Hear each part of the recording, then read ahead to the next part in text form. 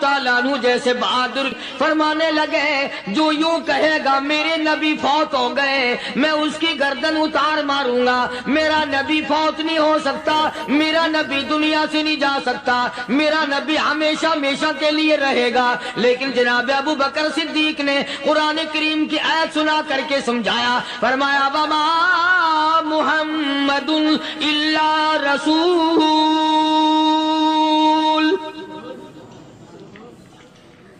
قد خلت من قبلہ الرسل۔ اور لوگوں ہر نبی آئے رخصت ہو گئے، ہر نبی آئے رخصت ہو گئے، دنیا نہ پائیدار جگہ ہے، عارضی زندگی، مستعار زندگی، نہ پائیدار زندگی، فانی زندگی ہر کوئی لے کے آتا ہے، جب جانے لگتا ہے تو پتہ بھی نہیں چلتا۔ اس لیے مجذوب کہتا کہ سونے چاندی کی چمک بس دیکھنے کی بات ہے، سونے چاندی کی چمک بس دیکھنے کی بات ہے، اور 4 دن کی چاندنی پھر اندھیری رات ہے، قبر میں ہمیشہ اندھیرا رہے گا۔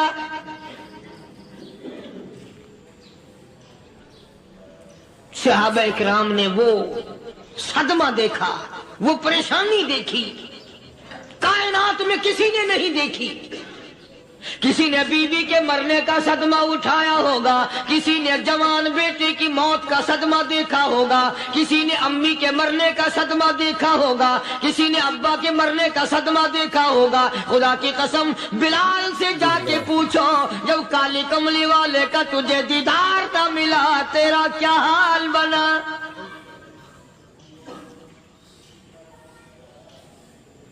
صحابہ اکرام نے وہ عشق نبھایا، کمال کر دیا۔ بڑے سے بڑی مصیبت آئی، اسلام کا سودا نہیں، ایمان کا سودا نہیں، دنیا کی طرف آئے ہی نہیں۔ کون ان حضرات کا مقابلہ کرے گا؟ کئی لوگ کہہ دیتے ہیں جی صحابہ انسان تھے، ان سے بھی غلطی ہو، میں ٹھیک ہے، میں کہتا ہوں تھے تو انسان، پر یہ دیکھو شاگرد کس کے ہیں۔ صحابہ ہیں تو انسان، پر یہ اندازہ لگاؤ مرید کس کے ہیں۔ صحابہ ہیں تو انسان، پر یہ سوچو کہ یہ مقتدی کس کے ہیں۔ صحابہ ہیں تو انسان، پر یہ دیکھو صحابہ اگر سپاہی ہے تو کالی کملی والا کمانڈر ان چیف ہے۔ براہ راست محمد عربی صلی اللہ علیہ وسلم کے صحابہ شاگرد ہیں، صحابہ حضور کے مرید ہیں، صحابہ حضور کے مقتدی ہیں، صحابہ حضور کی فوج کے سپاہی ہیں۔ ایک ایک نے کمال کر دیا۔ جناب ابو بکر صدیق رضی اللہ تعالیٰ عنہ فرماتے ہیں میں اچانک محلے میں جا نکلا۔ ابو بکر کہتا میری یہ عادت تھی، شروع پہ جو اسلام آیا مکے میں، چودھری مارتے ہیں، رئیس مارتے ہیں، سردار مارتے ہیں، کمزوروں کو مارتے ہیں، جو کلمہ پڑھتا تھا پہاڑ ٹوٹ جاتے تھے، پیر پکڑ کر مکی کی گلیوں میں گھسیٹا جاتا تھا، چمڑا ادھڑ جاتا تھا۔ آج یہ بات کہنا بڑا آسان ہے، تبلیغی ساتھی سفر کرتے ہیں، تکلیف اٹھاتے ہیں، اگر جی جاؤ کافروں کو کلمہ سکھا کے آؤ، اور کلمہ تو تیرے پلے نہیں تو کافروں کو تو پھر پہنچائیں گے نا۔ 80 سال کی عمر ہے، کلمہ صحیح نہیں آتا، قبر بالکل سر پہ ہے، موت سر پہ ہے، قبر سامنے ہے، پھر بھی کلمہ نہیں آتا۔ اور میں تو کئی مرتبہ کہا کرتا ہوں کہ یہ بھی فکر کیا کرو کہ اس نبی کی ذات پر تم درود پاک پڑھتے ہو صلی اللہ علیہ وسلم، جس کی ذات پہ خود خدا درود بھیجتا ہے، فرشتے بھیجتے ہیں، ہزاروں بار مشک و عنبر سے منہ دھو کر کے اگر درود پڑھو تو ڈرنا چاہیے بے ادبی نہ ہو جائے، تو غلط ہو درود پڑھتا ہے نبی کی ذات پہ۔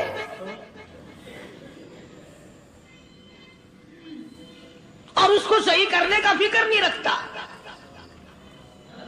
چنانچہ ابو بکر صدیق رضی اللہ تعالیٰ عنہ چکر لگاتے لگاتے ایک محلے میں جا نکلے. وہاں جا کے دیکھا ایک نوجوان ہے، غریب صحابی، نادار صحابی، مفلس صحابی، کافر کا غلام ہے، کالی کملی والے صلی اللہ علیہ وسلم کا کلمہ پڑھتا ہے. کافروں نے پکڑ کر گرم گرم ریت پہ اوندا کر کے لٹایا ہوا ہے اور کئی کافر اس صحابی کی کمر پہ چڑھ کر لتاڑ رہے ہیں،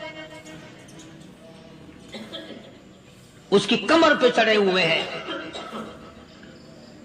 جناب ابو بکر صدیق رضی اللہ تعالیٰ عنہ فرماتے ہیں میں نے دور سے دیکھا، میں سمجھ گیا کوئی غریب آدمی ہے. جب میں قریب گیا فرماتے ہیں میری آنکھ نے دیکھا ابو فقیہ صحابی، میں نے پہچان لیا. کئی آدمیوں کے لتاڑنے کی وجہ سے، کئی آدمیوں کی کمر پہ چڑھ جانے کی وجہ سے ابو بکر کہتا ہے اتنی لمبی ابو فقیہ کی زبان باہر نکل آئی، منہ سے زبان باہر لٹکی ہوئی ہے، مار رہے ہیں کافر. جناب ابو بکر صدیق رضی اللہ تعالیٰ عنہ نے فرما دیا نہ مارو، اللہ کا بندہ ہے. وہ کہنے لگے بندہ تو اللہ کا ہوگا، غلام ہمارا اور کلمہ اس نبی کا پڑھتا ہے، ہمارا غلام ہو کر کلمہ پڑھتا ہے، کیوں؟ جب تک جان سے نہ مر جائے گا ہم چھوڑیں گے نہیں، ہم اسے ختم کر کے دم لیں گے. اس نبی کا کلمہ پڑھتا ہے، ہمارے سامنے پڑھتا ہے. جناب ابو بکر صدیق رضی اللہ تعالیٰ عنہ نے منع کر دیا. منع کرنے میں اور زیادہ مچر گئے اور زیادہ خرمستی کرنے لگے. ابو بکر فرماتے ہیں میں بالکل قریب کھڑا تھا، ظالموں نے ابو فقیہ کی پسلیوں پہ کمر پہ چھلانگیں لگانی شروع کر دی. جناب صدیق اکبر رضی اللہ تعالیٰ عنہ فرماتے ہیں میں بالکل قریب کھڑا تھا جب انہوں نے چھلانگیں لگائیں صحابی بے نوا اور مفلس غریب صحابی کی کمر پہ. اچانک میرے کانوں میں کڑاک کڑاک کر کے پسلیاں ٹوٹنے کی آواز آنے لگی.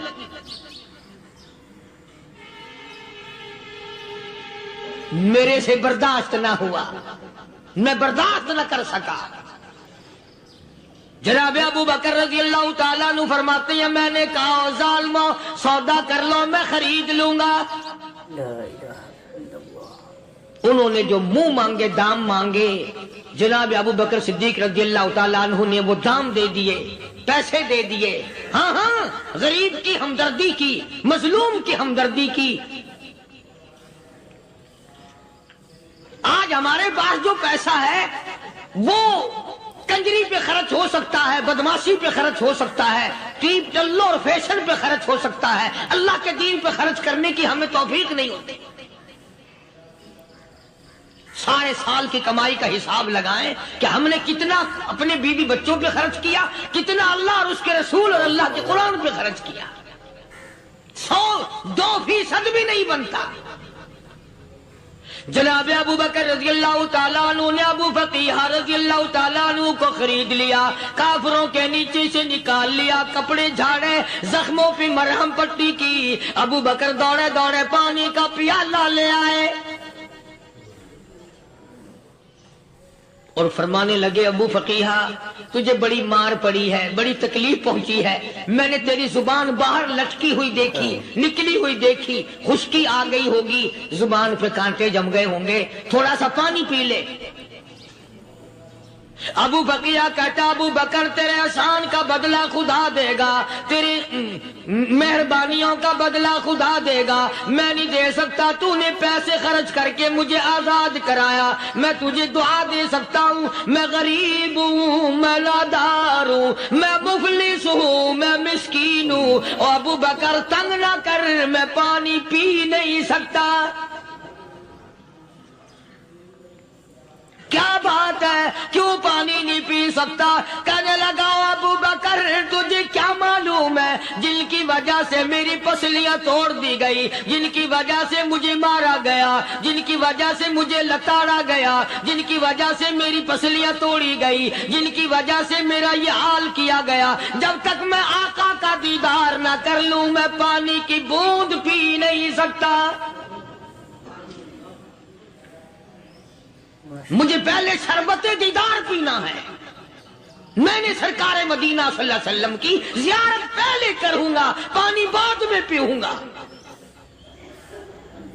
او ابو فقیہ، تجھے تو بڑی سخت مار پڑی ہے، تجھے تو بڑی تکلیف پہنچائی گئی ہے، میں تجھے حضور کے دربار میں لے کے چلوں گا، تو پانی تو پی لے. کہتا کوئی مجنون بتاتا ہے، کوئی کہتا ہے دیوانہ، کوئی مجنون بتاتا ہے، کوئی کہتا ہے دیوانہ. یہ تو مرض عشق احمد کا ہوا بیمار میں بھی ہوں. ابو بکر تجھے کیا معلوم ہے، مجھے عشق لگا ہوا ہے، مجھے سوز و گداز لگی ہوئی ہے. میں اپنے دل میں کسی کو بسائے بیٹھا ہوں، جب تک اس آقا کا دیدار نہ کر لوں مجھے چین نہیں آئے گا.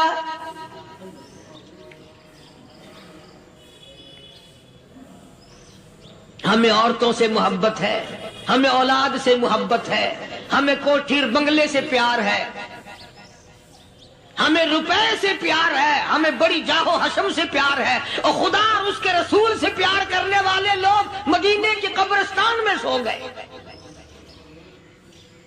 قرآن سے پیار کرنے والے لوگ، حضور کے درباری لوگ وہیں سو گئے. اندازہ لگاؤ، کوئی مار کھا کے اپنے ماں باپ کے پاس جائے گا، کوئی بھائی برادری میں جائے گا، کوئی تھانے میں رپورٹ لکھوانے جائے گا، کوئی اسپتال میں سرٹیفکیٹ لینے جائے گا، کوئی ڈاکٹری کرانے جائے گا. ابو فقیہ تم کتنے خوش نصیب ہو، امام الانبیاء کے دربار میں چلے ہو.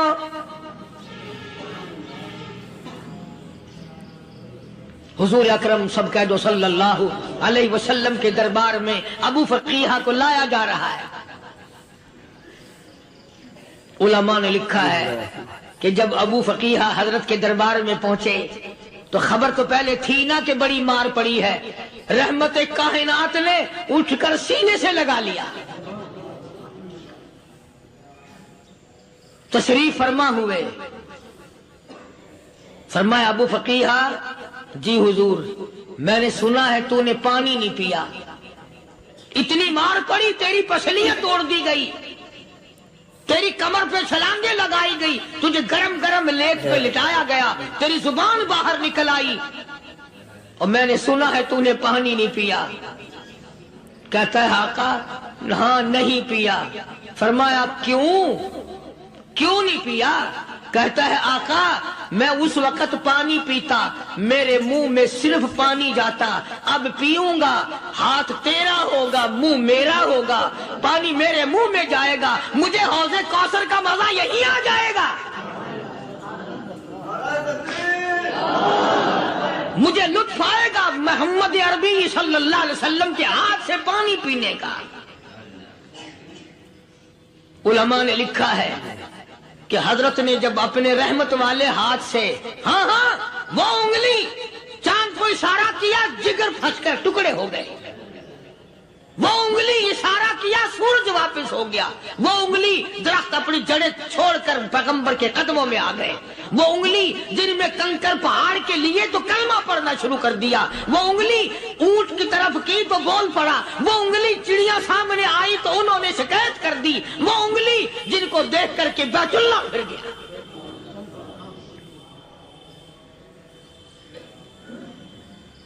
مدنی کریم صلی اللہ علیہ وسلم نے یوں پانی کا پیالہ اٹھایا.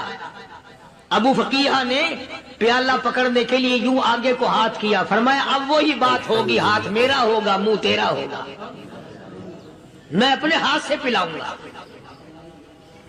ابو فقیہ کو پانی پلا دیا اور پانی پلانے کے بعد پوچھا اب تیرا کیا حال ہے؟ اب حال کیا ہے؟ کہتا ہے آقا تیرے چہرے پہ فدا شمس و قمر،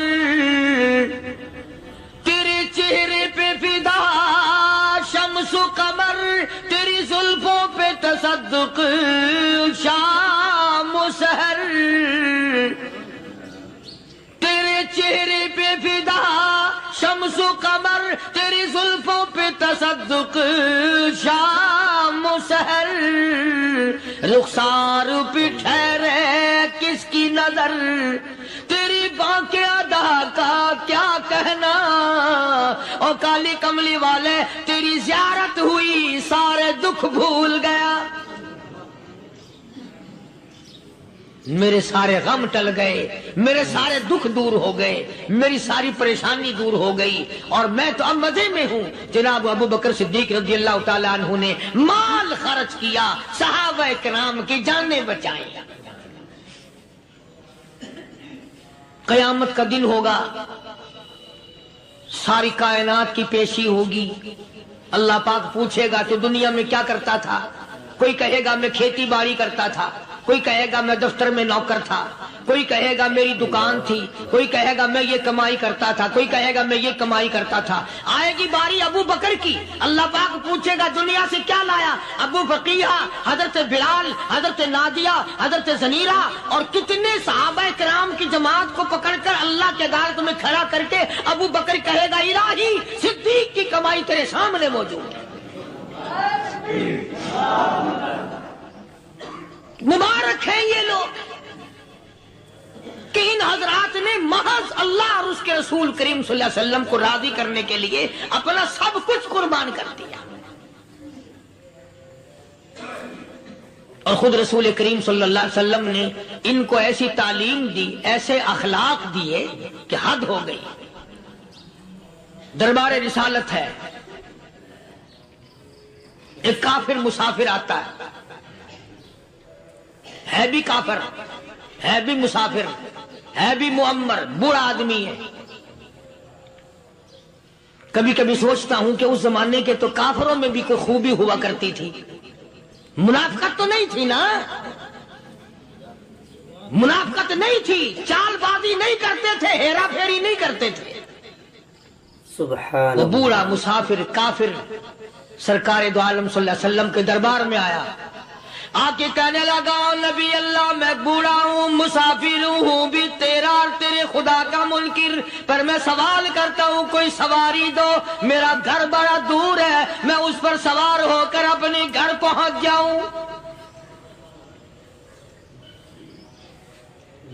حالانکہ مسلمانوں کے پاس سواریاں کہاں تھی، خود تنگی میں تھے، وطن چھوڑ کے آئے، قربانیاں دے کے آئے، پتے چباتے ہوئے آئے، پانی پورا رج کے پینے کے لیے پانی نہیں ملتا،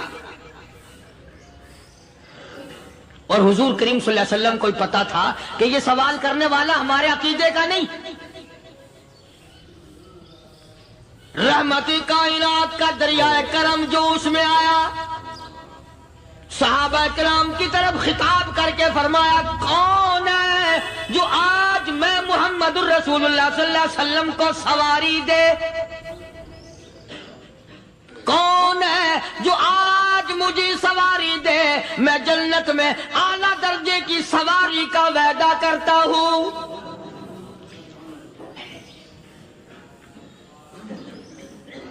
حضرت عبادہ بن ثابت رضی اللہ تعالیٰ عنہ صحابے اٹھے اور اپنی ڈاچی، اپنی اونٹنی حضور کے ہاتھ میں پکڑا دی، اور حضور نے اس مسافر کو دے دی کہ لے بھائی سواری تجھے مل گئی۔ اب وہ مسافر جو تھا بوڑھا، وہ کہنے لگا جی میرے پاس کپڑا بھی نہیں ہے،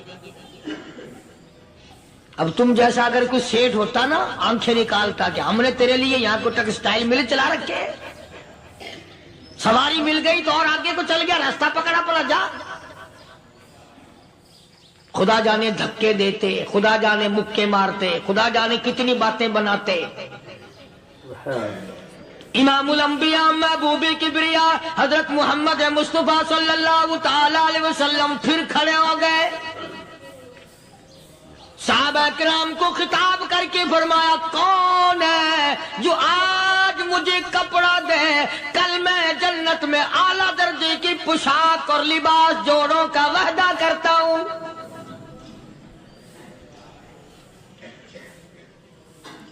ایک صحابی نے اپنا کپڑا اتار کر حضور کے ہاتھ میں دے دیا صلی اللہ علیہ وسلم، یعنی ان کو کتنا یقین ہے حضور کی زبان پہ، سودا جنت کا ہو رہا ہے، زبان ہے کالی کملی والے کی، سودا ہو رہا ہے جنت کا۔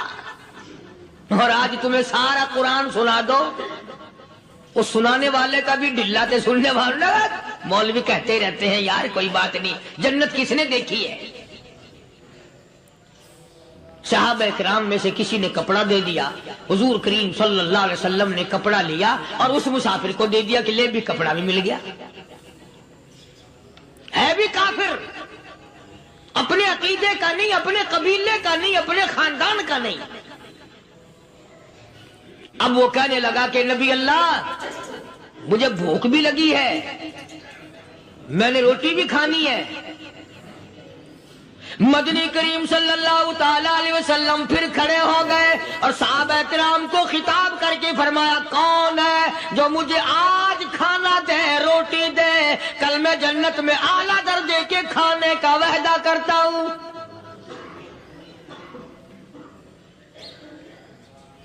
اس سوال کا جواب پورے مجمع میں سے نہ ملا۔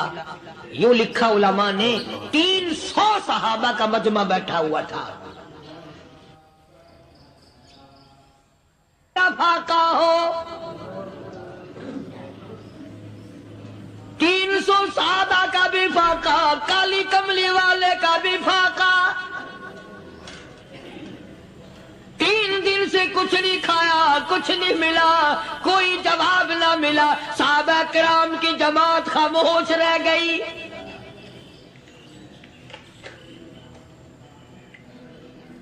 سلمان فارسی رضی اللہ تعالیٰ عنہ اٹھے اور اس مسافر کا ہاتھ پکڑا اور کہنے لگا میں تجھے ایسے دروازے پہ لے کے چلوں گا جہاں سے کچھ نہ کچھ کھانے کے لیے مل جائے گا۔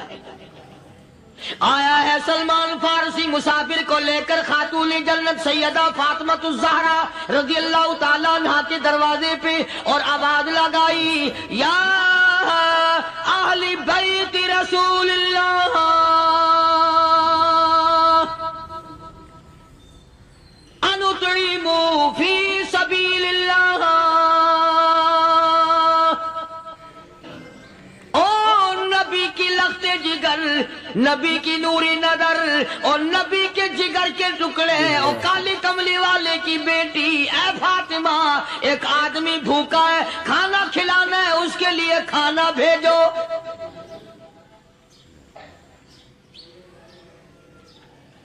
اندر سے آواز آتی ہے اور رونے کیسی آواز میں جواب ملا، سیدنا حسن سیدنا حسین رضی اللہ تعالیٰ عنہما، ان کی شکلیں دیکھو، 4 دن کے فاقے نے بچوں کی شکل بگاڑ دی۔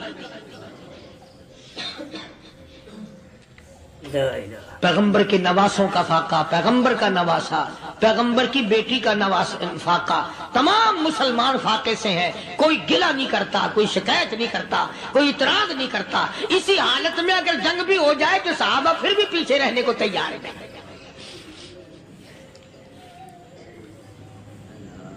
جب اندر سے یہ جواب ملا کہ تمہارا تو 3 دن کا فاقہ ہے، فاطمہ کہتی ہے میرا اور میرے بچوں کا 4 دن کا فاقہ ہے، تو سلمان فارسی اس مسافر کو لے کے واپس ہونے لگا۔ اندر سے آواز آتی ہے خالی نہ جاؤ، میرے سر کی چادر لے جاؤ، یہ لے جا کر یہودی کے پاس گروی رکھ دو، گہنا رکھ دو، غلہ لے آؤ، میں پیس پکا کے کھلا کے بھیجوں گی۔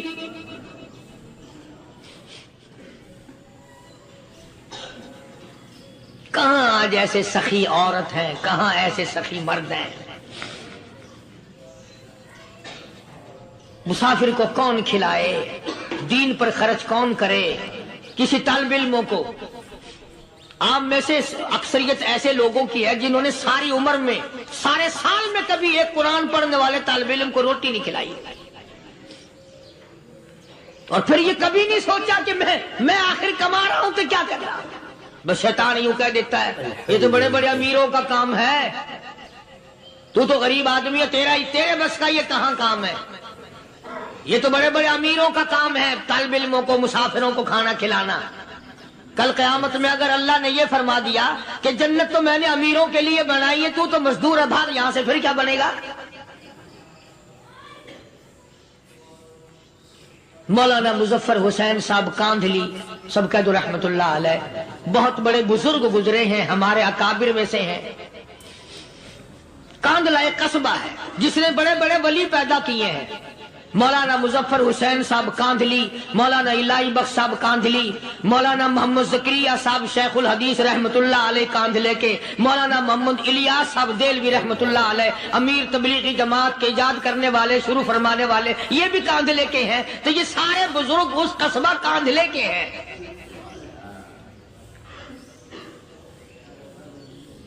تو مولانا مظفر حسین پانی پت سے پیدل چل دیے اپنے کاندھلے کرانے کی طرف. راستے میں ایک بستی آئی، شام ہو گئی تو حضرت نے وہیں قیام کر لیا، ٹھہر گئے. عصر کی نماز پڑھی، مغرب کی نماز پڑھی، مسجد میں صفائی کی، اذان دی. کوئی ایک آدھ آدمی آیا تو جماعت کر لی. وہ جو آدمی آیا اس نے پوچھا مولانا آپ مسافر ہیں؟ کہ جی ہاں. کہ رات کو یہی رہو گے؟ کہ جی حضور. وہ آدمی 3 روٹیاں لے کر آیا اور مولانا نے وہ تینوں روٹیاں کھا لی اور سو گئے. تو مولانا فرماتے ہیں کہ مجھے اس رات میں حضور اکرم صلی اللہ علیہ وسلم کا 3 مرتبہ دیدار مل گیا. 3 مرتبہ حضور کی مجھے زیارت ملی.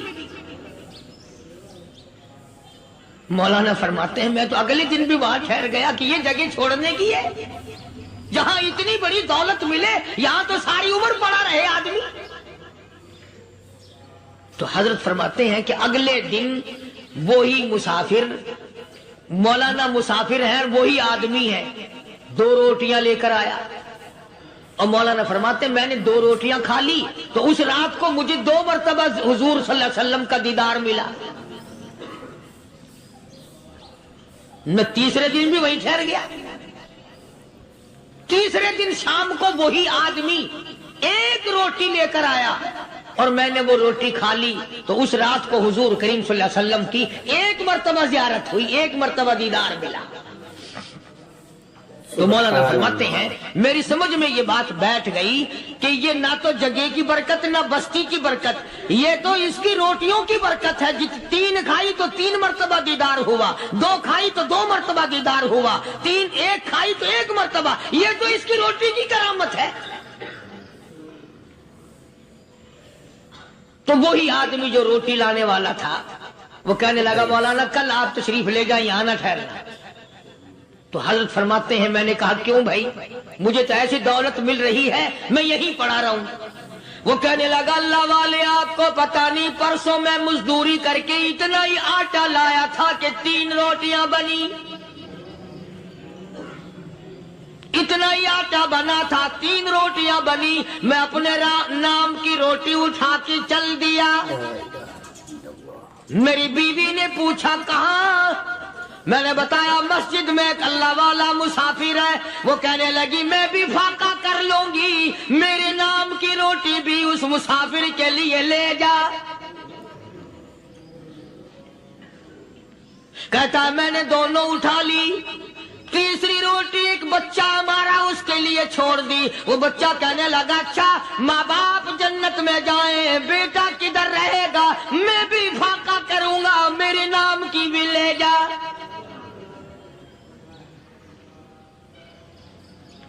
میں نے 3 روٹیاں لا دی اور اگلے دن جو میں نے مزدوری کی اس کی 3 روٹیاں بنی. بچے کی حالت خراب ہو گئی تھی، اس کو دے آیا. ہم نے میاں بیوی نے چوتھے دن بھی فاقہ کر لیا اور آج بیوی کی حالت بھی خراب ہو گئی تھی. آج صرف اپنی لایا ہوں. مولانا اس لیے عرض کر دیا کبھی کل میرا پیر نہ پھسل جائے، ایسا نہ ہو میرا قدم ڈگمگا جائے، ایسا نہ ہو بھوک کا مارا میں کچھ اور کر بیٹھوں، اس لیے عرض کر دیا کل آپ تشریف لے جائیں. عرض میں یہ کر رہا تھا کہ کسی زمانے میں دوسرے کی خیر خواہی کے لیے لوگ سب کچھ کر گزرتے تھے. حضرت محمد الرسول اللہ صلی اللہ تعالی علیہ وسلم کے پاس جنگ بدر کے قیدی آئے تھے کافر، اسلام کے دشمن، دین کے دشمن، قرآن کے دشمن، ایمان کے دشمن. مگر صحابہ کرام کو فرمایا یہ میرے مہمان ہیں. حضور نے فرما دیا صلی اللہ علیہ وسلم. ایک صحابی جو ایک مہمان کو لے گیا، حضور کے مہمان کو، تھے جنگی قیدی. علماء کرام نے لکھا صحابی کی گھر میں کھانا تھوڑا تھا، اس کافر کو تو کھانا دے دیا، آپ اس کے پاس بیٹھ کر درخت کے پتے چبا لیے۔ دوسرا دن آیا، پھر ایسا ہی کیا، اس حضور کے مہمان جنگ بدر کے قیدی کافر کو کھانا کھلایا، خود درخت کے پتے چبا لیے۔ تیسرا دن آیا، وہ جنگی کافر کہنے لگا، قیدی کہنے لگا، آج پہلے کلمہ پڑھا پھر روٹی کھلا۔ میں پہلے مسلمان بنتا ہوں، اس کے بعد میں کھانا کھاؤں گا۔ ارے تم اتنے اپنے اوپر دوسرے کو ترجیح دیتے ہو کہ ہم کافر بھی ہیں، تمہیں مارنے والے تمہیں مارنے آئے تھے، اور تمہارا حال یہ کر دیا کالی کملی والے نے کہ خود پتے چباتے ہو، دشمن کو کھانا کھلاتے ہو، خود درختوں کے پتے چبا رہے ہو۔ محمد صلی اللہ علیہ وسلم نے تمہیں اتنا اونچا بنا دیا، نگاہ نبوت نے تمہیں ایسا رنگ دیا، اور نبی کے دروازے نے تمہیں وہ دیا کہ قیامت آ سکتی ہے، مگر صحابہ تمہاری دولت نہیں چھین سکتے۔ تو فاطمۃ الزہرا رضی اللہ تعالی عنہا نے سر کی چادر اتار کر دے دی سلمان فارسی کو کہ یہ لے جا، یہودی کے پاس جا کے گروی رکھ دے، دانا غلہ لے آ، میں پیس پکا کے کھلا کے بھیجوں۔ سلمان فارسی کہتے ہیں رضی اللہ تعالی عنہ کہ ہم چادر لے کر کے یہودی کے پاس گئے اور یہودی کو سارا قصہ بتایا۔ اس یہودی نے چادر لے کر رکھ لی اور غلہ تولنے لگا دینے کے لیے، تو رو رہا تھا۔ ہم نے پوچھا تجھے کیا ہوا، تو کیوں رویا؟ کہنے لگا مسلمانوں، ہماری توریت میں واقعہ موجود ہے، قصہ موجود ہے، آخر الزمان پیغمبر صلی اللہ علیہ وسلم کی بیٹی کی دروازے پہ ایک بھوکا کافر مسافر آئے گا، اس کا پیٹ بھرنے کے لیے نبی کی بیٹی اپنی چادر اتار کر گروی رکھ دے گی، یہودی کے پاس غلہ منگوا کے کھانا کھلائے گی۔ آج توریت کی بات سچی ہو گئی، چادر آئی رکھی ہے، میں وہ یہودی ہوں۔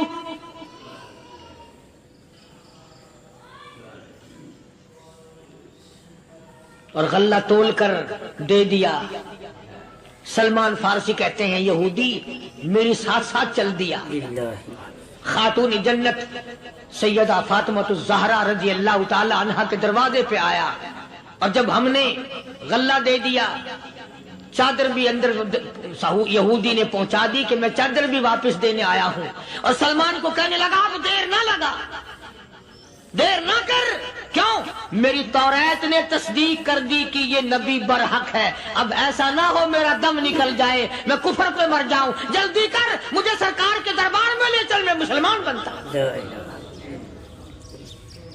اور اسی کو جا کے کہنے لگا تیری صورت، تیری سیرت، تیرا نقشہ، تیرا جلوہ، تیری صورت، تیری سیرت، تیرا نقشہ، تیرا جلوہ، تبسم گفتگو بندہ نوازی خندہ پیشانی، او کالی کملی والے میرا دل ہو، تیرا گھر ہو، تیرا در ہو، میرا سر ہو، تمنا مختصر سی ہے مگر تمہید گولانی۔ یہودی نے ضد نہیں کی۔ آج کا مسلمان کہلانے والا ضد کرتا ہے، ضد میں مارا جاتا ہے، ہائے ہم یوں ہیں، یہ یوں ہے۔ وہ یہودی اچھا نکلا، ذرا سی بات اس کے سامنے آئی فوراً سمجھ گیا، سرکار کے دربار میں جا کر غلامی قبول کر لی۔ بے شمار صحابہ کرام ہیں جنہوں نے اللہ کی راہ میں وہ دکھ اٹھائے، وہ پریشانیاں جھیلی۔ اللہ غنی، مکہ مکرمہ میں سیدنا ابو جندل رضی اللہ تعالی عنہ صحابی ہے، ایمان قبول کر لیا، کلمہ پڑھ بیٹھا، بس کافروں کے لیے مشغلہ بن گیا، تماشا بن گیا، روزانہ مارتے ہیں۔ اندازہ لگاؤ مسلمانوں، ملتان کے رہنے والوں، سارا مکہ مارنے والا ایک ابو جندل مار کھانے والا۔ لڑکے مارتے ہیں، جوان مارتے ہیں، بوڑھے مارتے ہیں، پیر پکڑ کر مکے کی گلیوں میں گھسیٹے گھسیٹے پھرتے ہیں۔ رحمت کائنات حضرت محمد رسول اللہ صلی اللہ تعالی علیہ وسلم عمرے کے لیے تشریف لائے ہیں، کفار مکہ نے روک دیے۔ حدیبیہ میں مکے سے 6 میل پر حضور صلی اللہ علیہ وسلم تشریف فرما ہے، صحابہ کرام کی فوج ہے، لشکر ہے، سرکار دو عالم ہے صلی اللہ علیہ وسلم۔ ذرا توجہ کرنا، کلیجے پہ ہاتھ رکھ کے ابو جندل کے پیروں میں بیڑیاں ڈال رکھی ہیں، چلا نہ جائے، مدینے نہ بھاگ جائے، کھسک نہ جائے، نکل نہ جائے۔ ابو جندل یہ آس لگا کر، یہ آرزو لگا کر مدینے کی طرف چلا جاؤں گا، مسلمان قریب آئے ہوئے ان میں شامل ہو جاؤں گا، میں بھی آزادی سے نماز پڑھوں گا، کالی کملی والے کا دیدار کیا کروں گا، میرے مصیبتوں کے دن ختم ہو جائیں گے، میری تکلیف کے دن ختم ہو جائیں گے، میری مصیبتیں ٹل جائیں گی۔ گرتا پڑتا پہاڑوں کے اوپر سے چڑھتا اترتا بڑی مشکل سے حضور کے دربار میں پہنچا۔